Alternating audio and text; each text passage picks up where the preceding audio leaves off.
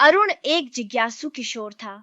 उसे किताबें पढ़ने का बहुत शौक था, खासकर रोमांचक कहानियां और प्राचीन रहस्यों के बारे में।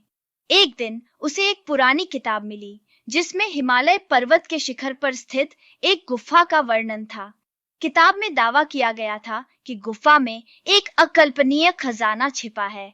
अरुण को इस कहानी ने बहुत रोमांचित किया।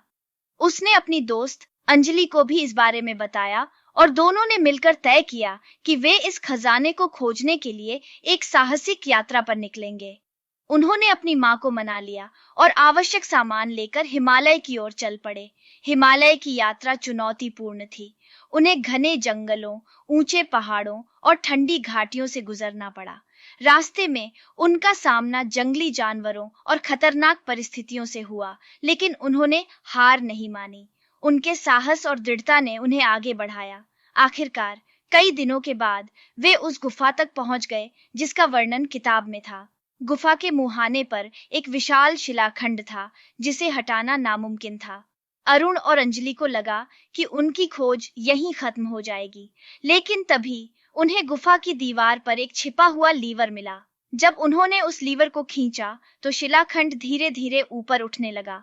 गुफा का अंधेरा मुंह खुल गया। अरुण और अंजलि थोड़ा डरे हुए लेकिन उत्साहित भी गुफा के अंदर घुस गए। गुफा ठंडी और अंधेरी थी, लेकिन उनकी मशाल की रोशनी में उन्होंने सोने, चांदी और रत्नों से भरे बक्से देखे। यह असली खजाना था। अरुण और अंजलि को विश्वास नहीं हो रहा था कि उन्होंने जो खोजा था। उन्होंने कुछ खजाना अपने साथ लिया और बाकी को वापस कर दिया। उन्होंने महसूस किया कि खजाने का असली मूल्य उसके आर्थिक मूल्य से कहीं अधिक था। इस यात्रा ने उन्हें साहस, दृढ़ता और दोस्ती का महत्व सिखाया। हिमालय की यात्रा और गुफा में छिपे खजाने की खोज अरुण और अंजलि के जीवन का सबसे रोमांचक अनुभव था। यह एक ऐसा साहसिक कार्य था जिसे वे जीवन भर याद रखेंगे।